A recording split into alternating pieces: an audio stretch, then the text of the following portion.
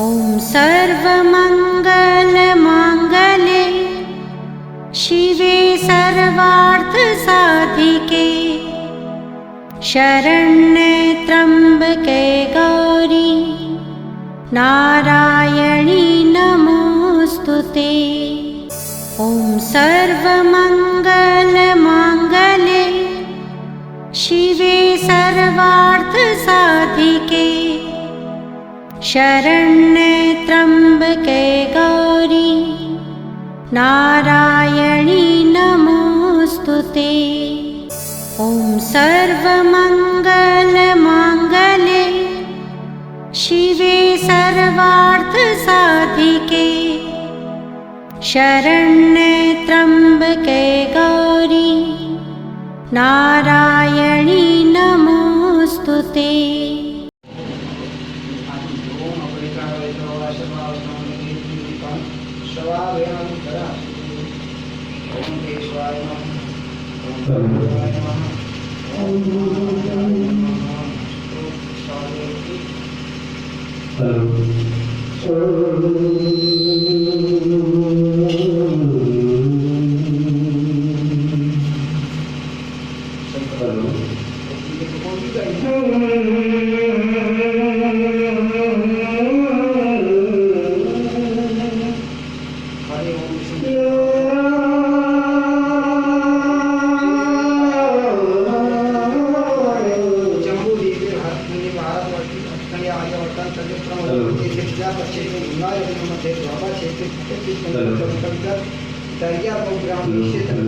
राक्षस नाम समस्ते श्री सूर्य पुत्राणि वसंत मास महामांगल्ये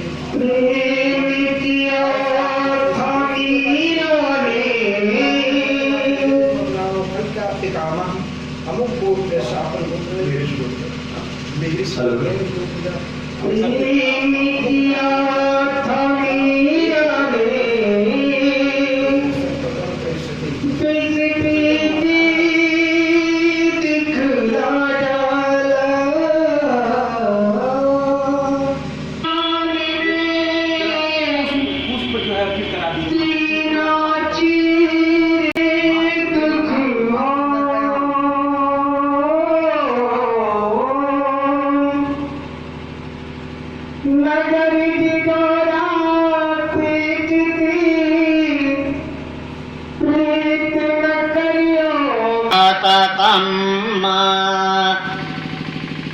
ओम मल्लकादे सुगंधेने मालत्यागेने वय प्रभो मया हतानि पुष्पाणि ग्रहणार्थं गणेशवे।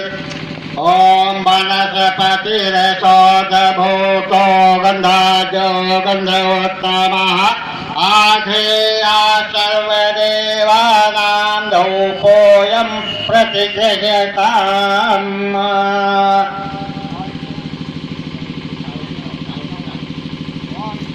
ओम चंद्रमा मनसो जातः चक्षुः सूर्यो अजायत श्रोत्रात् वायुश्च प्राणश्च मुखात् अग्निरजायत।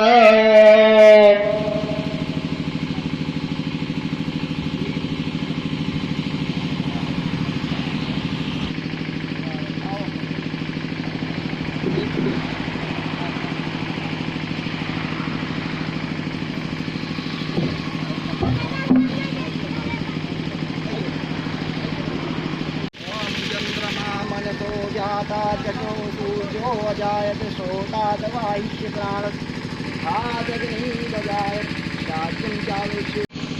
द्वितीय सत्र का प्रारंभ करने से पहले सर्वप्रथम माँ जगत जननी, इस ब्रह्मांड की जो जननी है, ब्रह्मा विष्णु महेश की भी जो माता है, इस संसार की बीज स्वरूपा है, मैं उन्हें हाथ जोड़ करके प्रणाम करते हुए उनसे ये निवेदन करता हूँ कि हे माँ, हमसे अगर जाने अनजाने में कोई गलती हो गई हो, कोई अपराध हो गया हो, तो हे जगत जननी, हे जगदम्बा, हे मेरी मैया, बड़े बड़े नाम से हम तुम्हें क्यों पुकारें, हम तो क्यों न कहें हे मेरी मैया, हे मेरी मैया, हमें अपने चरणों में शरण दो, अपने आंचल का सहारा दो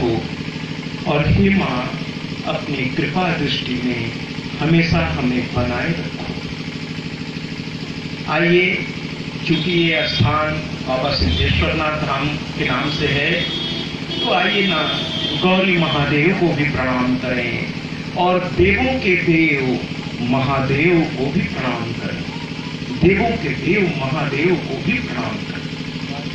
क्यों न करें, जिन्होंने सारे संसार के कल्याण के लिए हर वो चीज ग्रहण कर लिया जो दूसरे लोग नहीं ग्रहण कर पाते, उसको उन्होंने स्वीकार किया।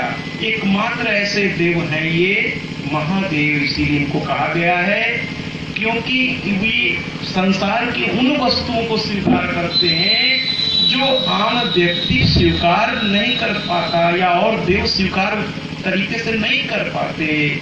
सबके कल्याण के लिए उन्होंने वो भी स्वीकार किया। तो ऐसे देवों के देव महादेव को भी प्रणाम करते हैं। और यहाँ उपस्थित इस वातावरण में जितने भी आए हुए देवी देवता हैं, क्योंकि पुराण कहता है कि जब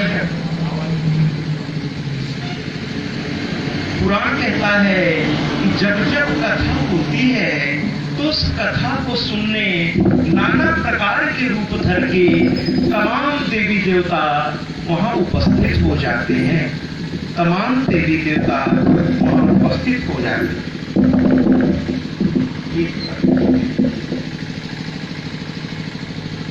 तो कहने का तात्पर्य ये है कि राम कथा हो तो ऐसा मान्यता है हनुमान जी आ जाते हैं। और कल मैंने कहा था इस कथा में कि माँ के साथ तो लंगूर चलता ही है, माँ के साथ लंगूर चलता ही है, ठीक है। तो पता नहीं किस रूप में यहाँ कौन कौन विराजमान है, क्योंकि माँ की कथा तो अद्भुत है। मैं नहीं, वेद व्यास जी कहते हैं। और ये कथा, जैसा कि मैंने कहा, ये सिर्फ इस ग्राम के लोगों को ही नहीं सुनाई दे रहा है, ये कथा इस समय ऑन एयर हो चुका है। इस समय जितने भी लोग हैं अलग अलग जगहों पर, मैं उनको भी प्रणाम कर रहा हूं, क्योंकि मुझे पता है जहां जहां मेरी कथाएं हो चुकी हैं, या और भी लोग इस समय अपने मोबाइल पर बैठ करके बड़ी श्रद्धा से, बड़ी भक्ति से इस माँ की कथा का वो श्रवण कर रहे होंगे। मैं यहीं से प्रणाम करता हूं उन सारे भक्तों को, चाहे वो महेंद्र जी हों जो इस समय पानीपत पर हैं, और इसी तरीके से वहाँ श्री सत्यनारायण मिश्रा जी हैं, चाहे वो आईजी साहब हैं, चाहे वो वंश नारायण जी हैं, वहाँ के पुजारी बाबा नैनी एरिए के, मैं कितने नाम गिनाऊं, विरोही के प्रधान पुजारी विंध्याचल के श्री अनिल जी, मैं आप सबको प्रणाम करता हूं, क्योंकि मैं जानता हूं कि आप मुझे देख रहे हैं। आप सबको मैं प्रणाम करता हूं, हृदय से प्रणाम करता हूं।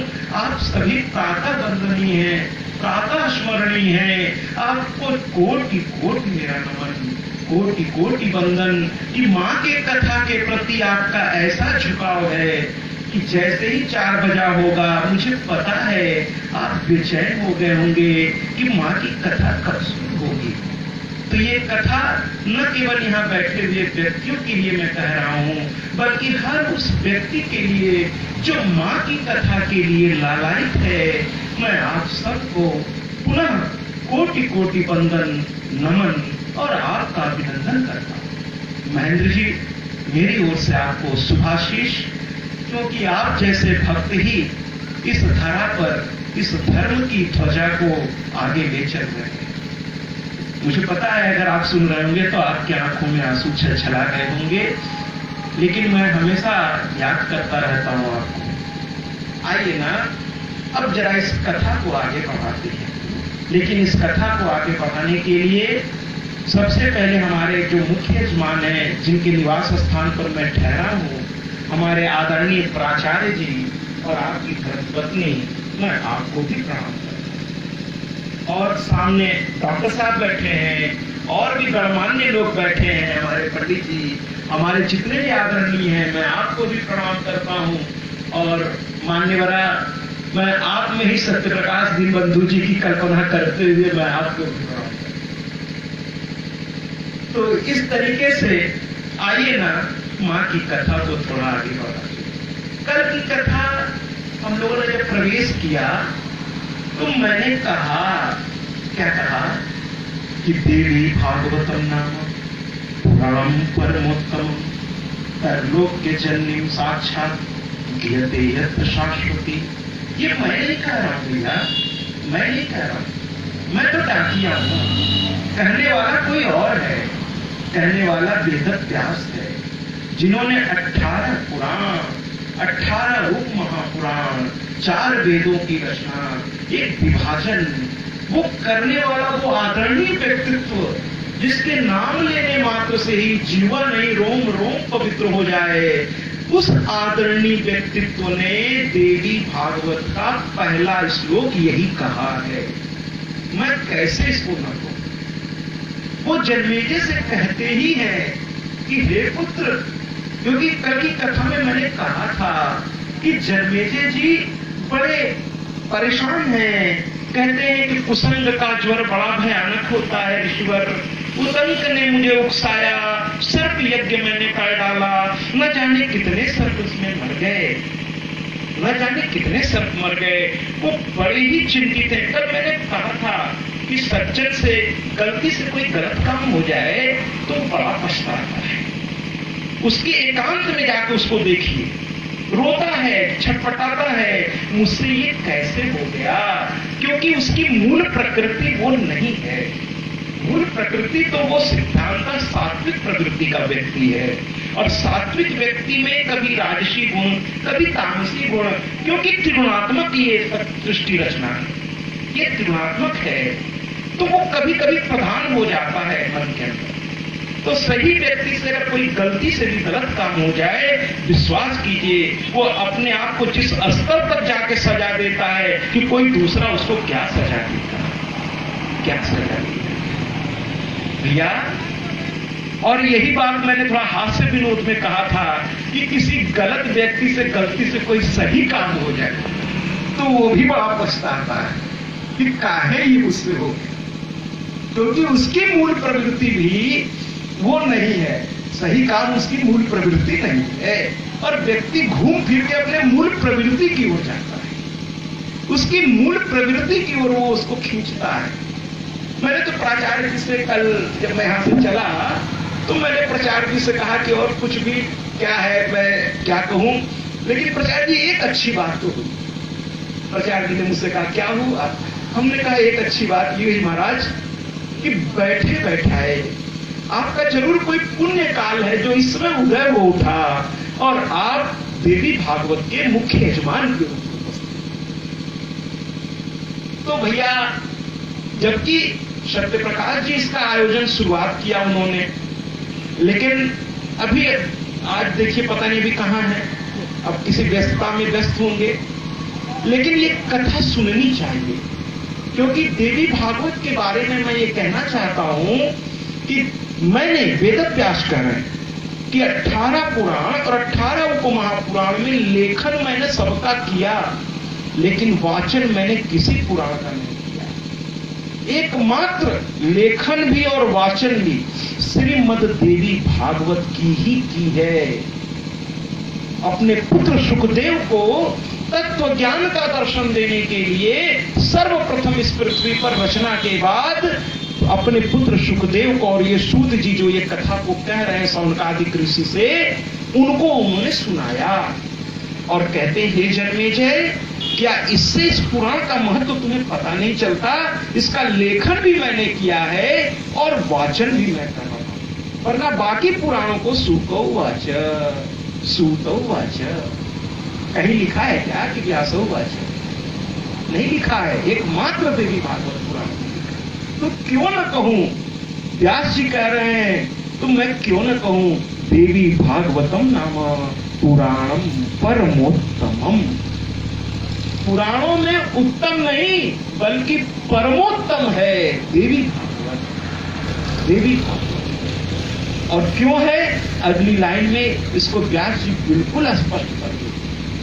कहते हैं कि देवी भागवतम नाम पुराणम परमोत्तमम, प्रथम लाइन, और दूसरी लाइन में उसको स्पष्ट कर देते हैं त्रैलोक के जननी साक्षात गीयते यत्र शास्त्र, यानी जिसमें इस ब्रह्मांड की जननी की गाथा है। अरे भैया, जो विष्णु ब्रह्मा और महेश की माता है ये उसकी गाथा है, इसलिए सबसे उत्तम है, ये सबसे उत्तम है श्रीमद् देवी भागवत। तो आइए ना आज द्वितीय दिवस के सत्र में प्रवेश करें। आइए प्रथम सत्र में एक कथा कल मैंने छोड़ दी समय अभाव के चलते, उस कथा से ही बात को उठाते हैं। चलिए, आपके ही पंडाल में श्री सत्य प्रकाश दी बंधु जी आपका स्वागत है।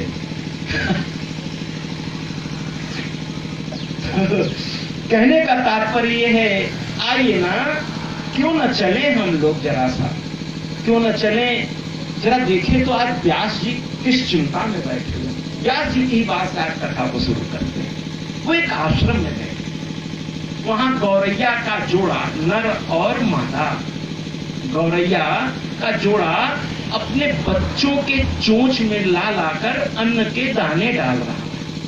बच्चे मुंह खोल खोल के खा रहे हैं और वो जो दोनों माता पिता गौरैया, दोनों नर माता हैं, वो बड़े प्रसन्न हो रहे हैं बालक का ये देखते देखते। देखिए, ऋषि के मन में भी कभी कभी माया मोह व्याप्त हो जाता है। इसीलिए संतों से कहा गया है कि आप कहीं भी ज्यादा रुकिए नहीं, ज्यादा दिनों तक, क्योंकि अगर आप ज्यादा दिनों तक रुके तो माया डेरा डालेगी, माया डेरा डालेगी, राग आपको घेरेगा। कल मैंने कहा था ना, मधु माने राग। ये ऐसा राक्षस है जिसको मारने में विष्णु भगवान को 5000 वर्ष लगे फिर भी नहीं मरा, क्योंकि उसको इच्छा मृत्यु का वरदान।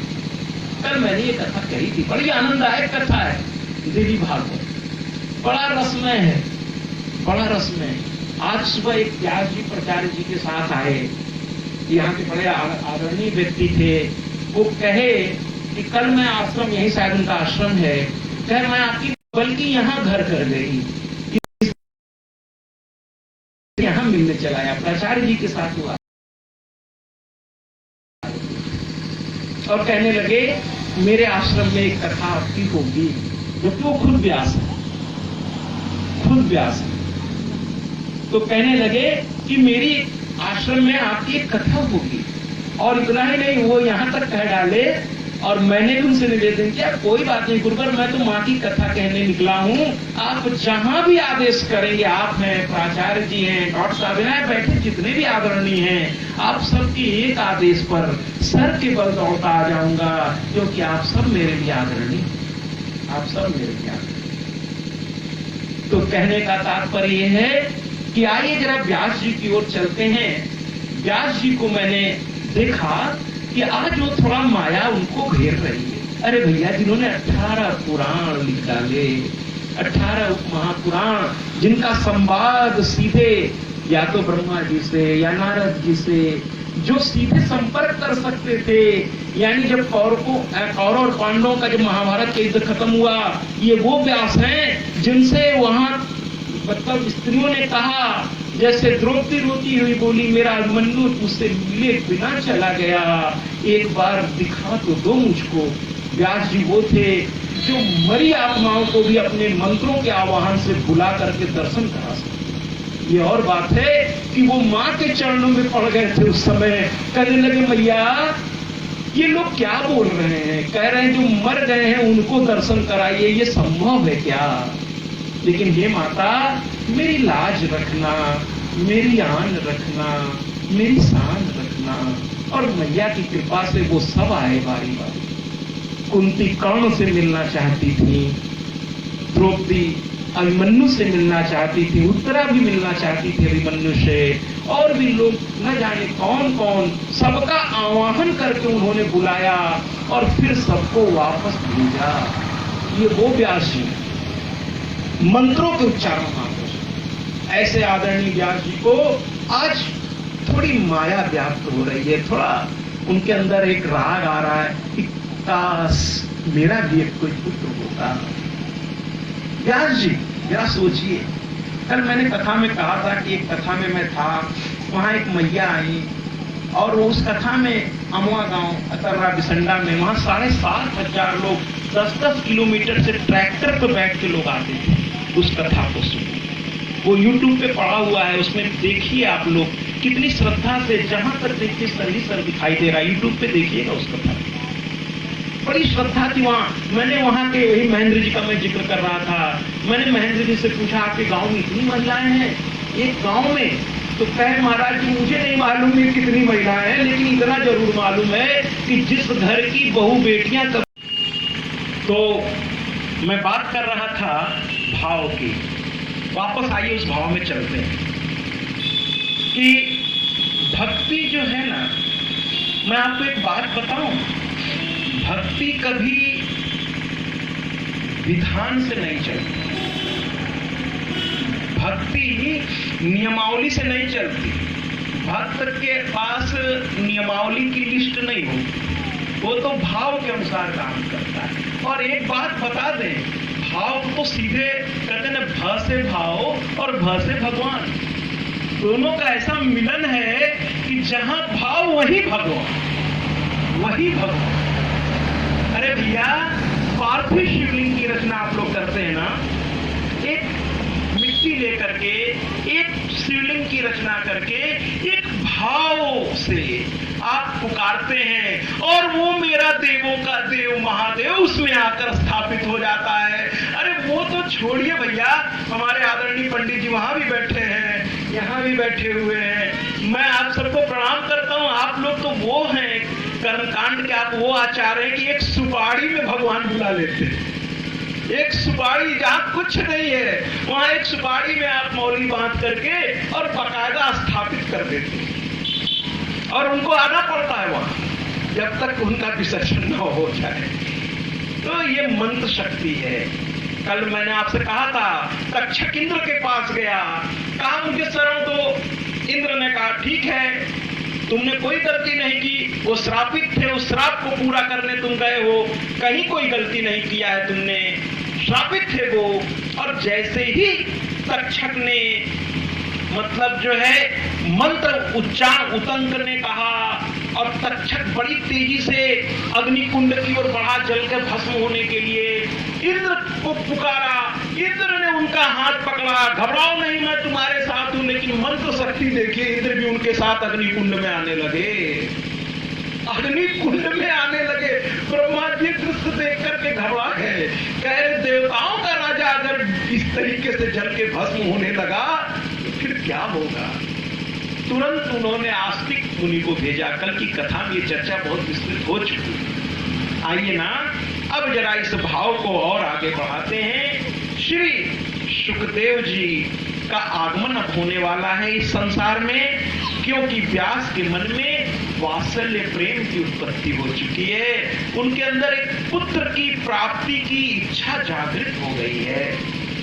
अब देखिए, व्यास जी जैसा ऋषि, हम इस व्यास पीठ पे बैठने वाले जितने भी आदरणीय हैं, मैं तो खैर उनके चरणों का धूल भी नहीं हूं, और हम सभी समाज को ये कहते हैं भौतिक संपदाओं से दूर होइए, क्योंकि ये भौतिक अभी बड़ा अच्छा प्रसंग जानबूझ के आज मैंने सुखदेव जी को उठाया है, क्योंकि दो ऐसे सभी बहुत आदरणीय हैं, पंडित जी तो बैठे ही हैं, आप सभी आदरणीय हैं, लेकिन एक तरफ डॉक्टर साहब बैठे, एक तरफ प्राचार्य जी बैठे। तो मैंने कहा सुखदेव प्रसंग का चर्चा तो बनती है, और आदरणीय पंडित जी भी आ चुके हैं, सभी आदरणीय हैं। तो मैंने कहा क्योंकि सुखदेव और व्यास दो ऐसे व्यक्तित्व हैं जो एक गृहस्थी को महत्व देने की बात करता है, और दूसरा कहता है ये गृहस्थी सिवाय दुख के कुछ नहीं। ये दोनों आज दर्शन मैं आपके सामने रखना चाहता हूं, क्योंकि आप बुद्धिजीवी वर्ग हैं, इस दर्शन को आप समझ पाएंगे। थोड़ा सा जो जनमानस नॉर्मल कथाओं को सुनने के आदि हैं, थोड़ा इस कथा में हो सकता है उन्हें थोड़ा आनंद की कमी महसूस हो, फिर भी मैं कोशिश करूंगा कि उनको भी आनंद आए। लेकिन जो बुद्धिजीवी वर्ग है, थोड़ा आज इस दर्शन का थोड़ा हम लोग मजा लेंगे। ये दर्शन शास्त्र का जो फिलॉसफी है, व्यास की अपनी है, सुखदेव की अपनी है, और ये केवल व्यास और केवल सुखदेव की चर्चा नहीं है। इस समाज में दो अलग अलग विचारधाराओं की चर्चा है, और इतना ही नहीं, एक पिता और पुत्र के बीच की भी चर्चा है, एक पिता और पुत्र के बीच की। लेकिन पहले सुखदेव का जन्म तो करा लें। तो व्यास जी के मन में इच्छा जगी और शिव की आराधना में वो बैठने लगे। तब तक नारद का आगमन हो गया। कहे भैया कहाँ?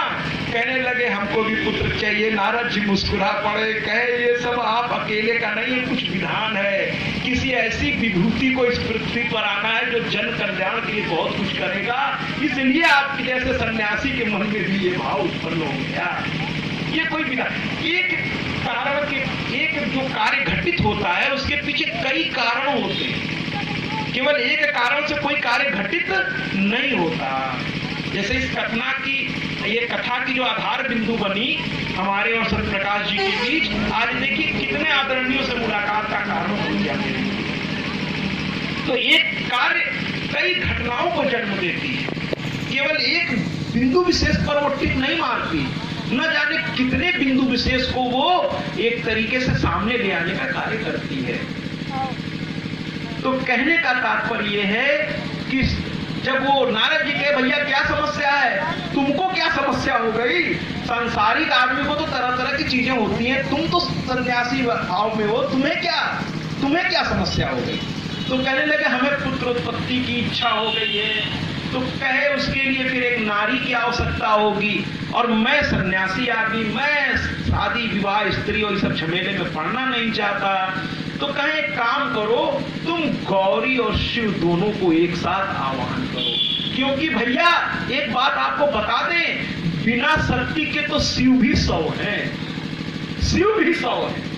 इसीलिए मैं कहता हूं कि इस मातृ शक्ति को मैं प्रणाम करता हूं। ये कथा ही मैं मातृ सम्मान के लिए लेके निकला हूं। जो हमारे मुख्यमंत्री योगी आदित्यनाथ महिला सशक्तिकरण की बात करते हैं, मैं उसी बात को और आगे बढ़ाने का प्रयास कर रहा हूं।